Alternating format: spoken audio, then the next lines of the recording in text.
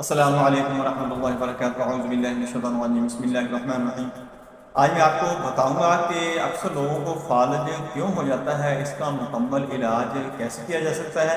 اور اس فالج سے کیسے بچا جا سکتا ہے کہ آپ کو فالج ہی نہ ہو۔ آپ نے اکثر لوگوں کو دیکھا ہوگا کہ وہ کبھی کسی کا دایاں حصہ متاثر ہوتا ہے، کسی کا بایاں حصہ متاثر ہوتا ہے اور یہ معذوری ہو جاتی ہے اور بہت ہی زیادہ دقت میں مریض چلا جاتا ہے کہ نہ وہ کہیں سفر کر سکتا ہے، نہ کوئی کھا پی سکتا ہے، نہ کوئی کام کاج کر سکتا ہے۔ دوستو، اگر ہم تھوڑی سی حفاظت کر کے یا اپنی لائف سٹائل کو چینج کر کے، اپنی خوراک کو چینج کر کے اگر ہم اس کو تھوڑا سا احتیاط کر کے اس سے بچ جائیں تو آیا کہ یہ ہمارے لیے بہت بڑی نعمت نہیں ہوگی کہ ہم فالج ہونے سے بچ جائیں، فالج جیسی موذی مرض سے بچ جائیں کہ جو بندے کو پیرالائز کر دیتا ہے، نارمل نہیں رہنے دیتا اور کام کاج